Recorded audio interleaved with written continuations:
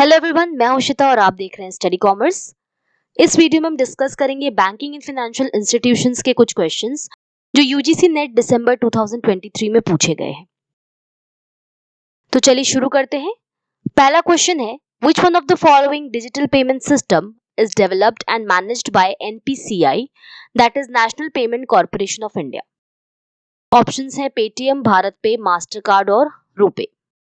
तो यहाँ देखिए फोर्थ ऑप्शन करेक्ट होगा, रूपे। ये लॉन्च हुआ था इन द ईयर 2012। ये एक प्रोडक्ट है NPCI, that is national payment corporation of India. ये फर्स्ट ऐसा ग्लोबल कार्ड पेमेंट नेटवर्क है इंडिया का जो वाइडली एक्सेप्टेबल है हर जगह, चाहे वो एटीएम्स हो, पीओएस डिवाइसेस हो, ई कॉमर्स वेबसाइट्स हो, अक्रॉस इंडिया आप कहीं भी रुपे कार्ड को यूज कर सकते हैं। इसका जो वर्ड है रुपे, ये डिराइव हुआ है from two words rupee and payment. इसका एक बहुत बड़ा इम्पैक्ट रहा है रिटेल पेमेंट सिस्टम में इंडिया के। कई वेरिएंट्स में रुपे कार्ड आता है, जैसे government scheme cards, RuPay classic, RuPay platinum, और इसके अलावा कोई सिलेक्टेड वेरिएंट कार्ड्स हो सकते हैं।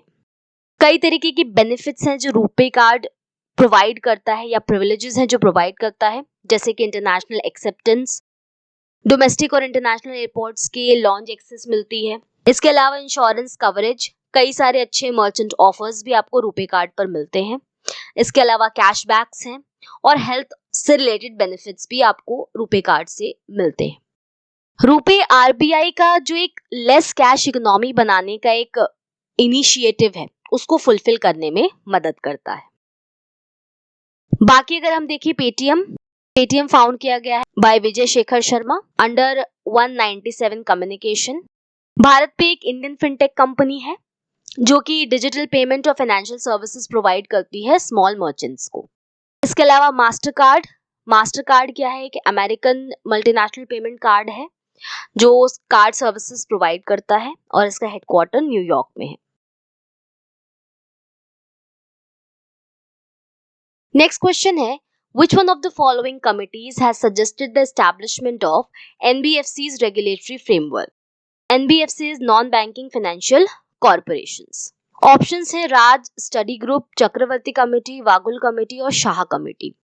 देखिए एनबीएफसीज यानी कि नॉन बैंकिंग फाइनेंशियल कॉर्पोरेशंस ऐसी कंपनी है जो कि कंपनीज एक्ट में रजिस्टर्ड होती है और ये lending business, hire purchase, leasing, insurance, deposit receive करना, शेयर्स, डिबेंचर्स, इन तरीके की बिजनेस में डील करती है। ये मैनेज होती है by ministry of corporate affairs and reserve bank of India. For example Bajaj Finserv, Mahindra and Mahindra financial services, these are all NBFCs in India. ये कई तरीके के फॉर्म्स में हो सकती हैं, जैसे कि एसेट फाइनेंस कंपनी हो सकती है, लोन कंपनी हो सकती है, इन्वेस्टमेंट कंपनीज हो सकती हैं, इंफ्रास्ट्रक्चर फाइनेंस कंपनी हो सकती है या हाउसिंग फाइनेंस कंपनीज हो सकती हैं। तो एनबीएफसीज क्या करती हैं कि बैंक्स की तरह ही सिमिलर फाइनेंशियल सर्विसेज प्रोवाइड करती हैं, लेकिन इनके पास बैंकिंग लाइसेंस नहीं होता है। तो एनबीएफसी रेगुलेटरी फ्रेमवर्क की एस्टैब्लिशमेंट का जो सजेशन है वो दिया था शाह कमेटी ने। यहां पर ऑप्शन फोर्थ करेक्ट होगा, शाह कमेटी। नेक्स्ट क्वेश्चन है, arrange the following SBI sponsored RRBs in an increasing order of their existence since formation. Options हैं राजस्थान मरुधरा ग्रामीण बैंक, तेलंगाना ग्रामीण बैंक, ये है आपका सौराष्ट्र ग्रामीण बैंक, मध्यांचल ग्रामीण बैंक और अरुणाचल प्रदेश रूरल बैंक।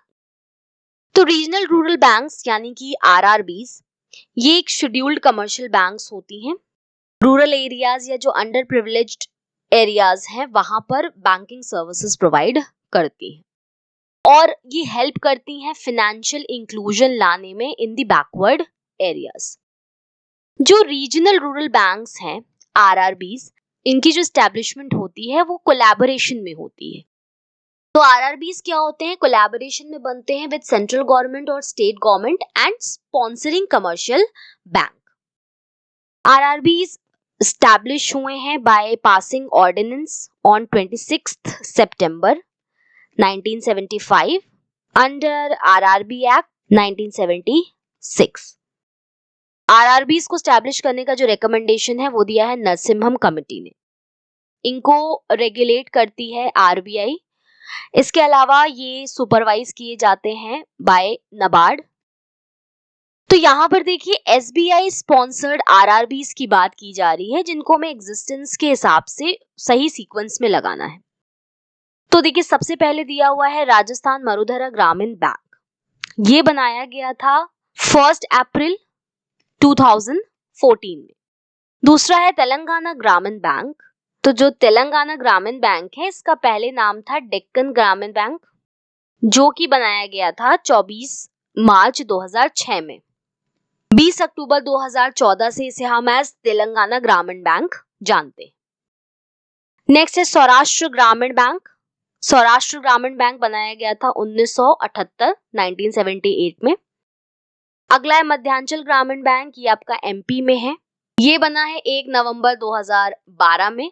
और लास्ट है अरुणाचल प्रदेश रूरल बैंक। ये बना है 30 नवंबर 1983 को। तो अगर हम सीक्वेंस में देखें तो सबसे पहले आपका आता है 1978 में सौराष्ट्र ग्रामीण बैंक, तो ऑप्शन सी सबसे पहले होगा। 1983 में अरुणाचल प्रदेश रूरल बैंक, यानी कि ऑप्शन ई। फिर आता है डी मध्यांचल ग्रामीण बैंक, 2012 में बना है। तब आता है ए राजस्थान मरुधरा ग्रामीण बैंक, अप्रैल 2014। तेलंगाना ग्रामीण बैंक जो कि है 20 अक्टूबर 2014। तो करेक्ट सीक्वेंस है CEDAB, यानी ऑप्शन सेकंड यहां पर करेक्ट होगा।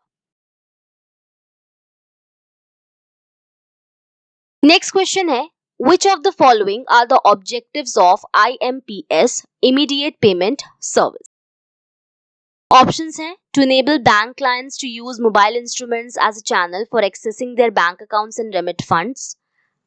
Second है to build the foundation for a full range of mobile based banking services.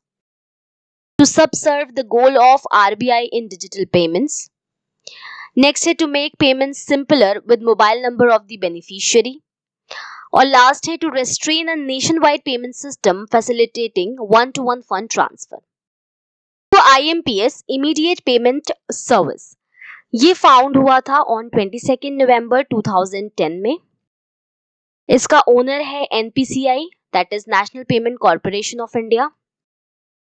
ये 24/7 ऑल डेज अवेलेबल है। ये एक रियल टाइम फंड ट्रांसफर है। आईएमपीएस एक instant interbank electronic fund transfer service है, जिसको हम मल्टीपल चैनल से एक्सेस कर सकते हैं, जैसे mobile phones, internet, branch ATMs और एसएमएस के थ्रू। तो आसानी से इंस्टेंटली फंड्स को हम with in the banks transfer कर सकते हैं। तो अगर हम इसके ऑब्जेक्टिव्स को देखें, to enable bank clients to use mobile instrument as a channel for accessing their bank account and remit funds. ये बिल्कुल सही है। ये आईएमपीएस का एक ऑब्जेक्टिव है कि बैंक क्लाइंट्स मोबाइल का यूज करके कहीं से भी अपने बैंक अकाउंट को एक्सेस कर सके और फंड्स को ट्रांसफर कर सके। दूसरा है to build the foundation for a full range of mobile based banking services. ये भी बिल्कुल सही है। ये भी इसका वन ऑफ द ऑब्जेक्टिव है कि एक mobile based banking services provide करना। इसके अलावा आरबीआई का जो गोल है डिजिटल पेमेंट्स को लेकर के, उसमें हेल्प करना, बेनिफिशियरी का मोबाइल नंबर ऐड करते हुए जो पेमेंट्स है उसको सिंपल बनाना, और last up to restrain a nation wide payment system facilitating one to one fund transfer. ये क्या है? ये इसका ऑब्जेक्टिव नहीं है। यहाँ ये क्या बात कर रहा है? रिस्ट्रेन करने की बात कर रहा है कि जो one to one fund transfer है इसको रिस्ट्रेन करना, इसको रोकना। तो ये आईएमपीएस का ऑब्जेक्टिव नहीं है। तो यहां पर ऑप्शन सेकंड करेक्ट होगा, A B C and D only. Next question है which of the following are the functions of reserve bank of India? Options है bank of issue, bankers bank and lender of the last resort, regulator of fiscal policy, controller of credit, custodian of foreign exchange reserves. तो reserve bank of India RBI India का central bank है जो various type of functions provide करता है। जैसे पहला है bank of issue, जो नोट्स इशू होते हैं वो आरबीआई इशू करता है। नेक्स्ट है bankers bank and lender of last resort. अगर कहीं से भी बैंक्स का काम नहीं हो रहा है तो एंड में वो आरबीआई के पास जाते हैं। नेक्स्ट है रेगुलेटर ऑफ फिस्कल पॉलिसी। तो ये आरबीआई का फंक्शन नहीं है। Fiscal policies ministry of finance बनाती है और रेगुलेट करती है।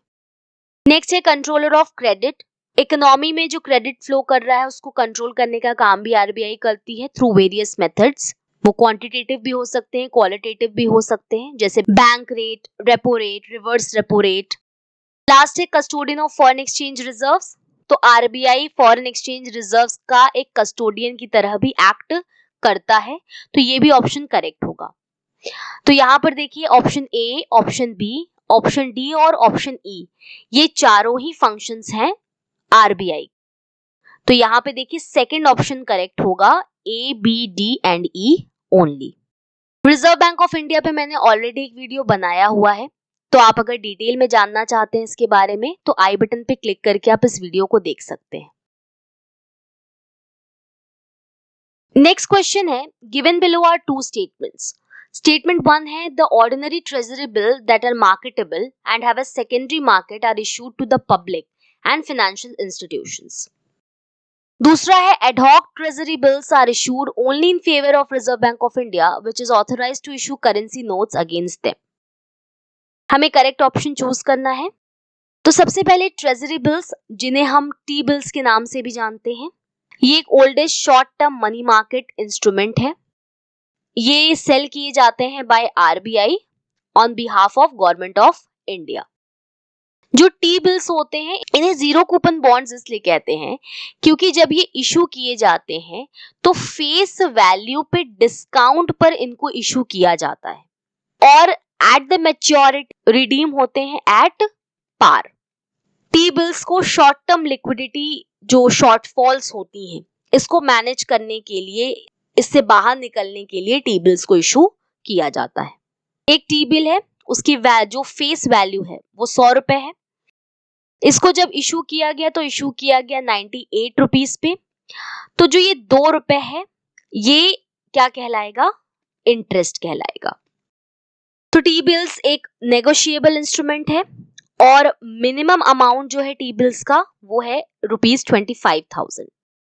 तो टी बिल्स के केस में जो ऑर्डिनरी टी बिल्स होते हैं ये मार्केटेबल होते हैं, प्लस सेकेंडरी मार्केट में आपको मिलेंगे और पब्लिक और फाइनेंशियल इंस्टीट्यूशंस को ये इशू किए जाते हैं by RBI on behalf of the government of India.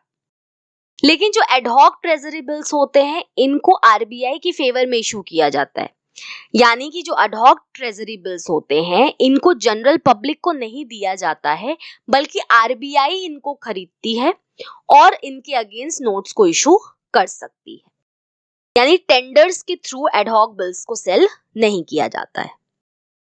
जो ये एडहॉक बिल्स हैं इनको इशू किया गया था या इनको क्रिएट किया गया था गवर्नमेंट की जो कैश बैलेंसेस है आरबीआई के साथ इनको रिस्टोर करने के लिए। बाद में ईयर 1997-98 में इनको डिसकंटिन्यू कर दिया गया। तो यहाँ पे देखिए स्टेटमेंट 1 और स्टेटमेंट 2 दोनों ही करेक्ट हैं। तो यहाँ पर देखिए फर्स्ट ऑप्शन करेक्ट होगा, both the statement 1 and statement 2 are true. Treasury bills पे मैंने एक वीडियो ऑलरेडी बनाया हुआ है, तो आप इस वीडियो को आई बटन पे क्लिक करके देख सकते हैं। नेक्स्ट क्वेश्चन है, which of the following factors are attributed to weakening Indian rupee? Indian rupee को कमजोर करने में, वीकन करने में कौन कौन से फैक्टर्स रिस्पॉन्सिबल हैं? पहला है रूपी पेमेंट ऑफ इंटरनेशनल ट्रेड, दूसरा है rising cost of imports, third है वाइडनिंग ट्रेड डेफिसिट, फोर्थ है opening of rupee Vostro accounts और फिफ्थ है रूपी UPI payment for overseas transactions. तो देखिए रूपी पेमेंट फॉर इंटरनेशनल ट्रेड के लिए रूपी पेमेंट का यूज करने से इंडियन रुपी को हम कमजोर या वीकन नहीं कर रहे हैं, इंटरनेशनल ट्रेड में रूपी को एज अ पेमेंट यूज कर रहे हैं, इससे और वैल्यू इंक्रीज होगी इंडियन रुपी की। तो पहला वाला ऑप्शन तो नहीं होगा। दूसरा है राइजिंग कॉस्ट ऑफ इंपोर्ट्स, ये बिल्कुल सही है। जो इंपोर्ट्स किए जा रहे हैं इनकी कॉस्ट बढ़ने की वजह से जो इंडियन रुपी है ये कमजोर होता जा रहा है। थर्ड है वाइडनिंग ट्रेड डेफिसिट, बिल्कुल ट्रेड डेफिसिट होने की वजह से भी जो इंडियन रुपी है वो वीक हो रहा है। ट्रेड डेफिसिट का मतलब क्या है कि जो इंपोर्ट्स हैं वो ज्यादा है in comparison to exports. Next है opening of rupee vostro account, ये भी वीकेन करता है इंडियन रूपी को। वॉस्ट्रो अकाउंट का मतलब है कि जब इंडिया का बैंक बाहर किसी कंट्री बैंक का अकाउंट होल्ड करता है तो उस अकाउंट को हम क्या कहते हैं, वॉस्ट्रो अकाउंट कहते हैं। एग्जाम्पल के तौर पे मान लीजिए कि इंडिया का बैंक है यूको बैंक। यूको बैंक में क्या है, एक वॉस्ट्रो अकाउंट है। ये किसका वॉस्ट्रो अकाउंट है, मान लीजिए कि रशिया का बैंक है। तो वॉस्ट्रो अकाउंट का मतलब क्या है कि रशिया का जो ये बैंक है इसका क्या है, यूको बैंक में, इंडिया में यूको बैंक में अकाउंट है इंडियन रुपीस में। अब मान लीजिए कि रशिया से इंडिया पैसा आना है तो उस केस में क्या होगा, रशिया की करेंसी अलग है, इंडिया की करेंसी अलग है। तो रशिया से जब इंडिया में पैसा ट्रांसफर होना होगा तो पहले रशिया से पैसा आएगा यूको बैंक के वॉस्ट्रो अकाउंट में, फिर यहां से जो पर्सन होगा उसके पास वो पैसा जाएगा, उसके बैंक पर ट्रांसफर किया जाएगा। ये जो शब्द है वॉस्ट्रो, इसका लैटिन में मतलब होता है योर्स। और यहीं पे अगर ठीक ऐसा उल्टा हो जाए कि इंडिया का अकाउंट होता है अगर रशिया के सेंट्रो क्रेडिट बैंक में, तो यहाँ पर हम इसको कहेंगे नॉस्ट्रो।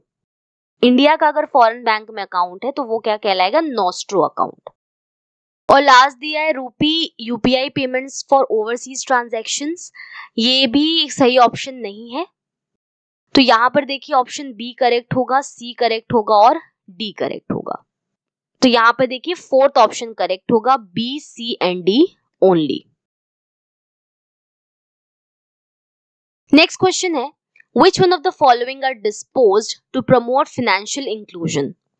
Options है poor quality of services rendered, high transaction cost, universal access to financial services और fourth है lack of trust in the system।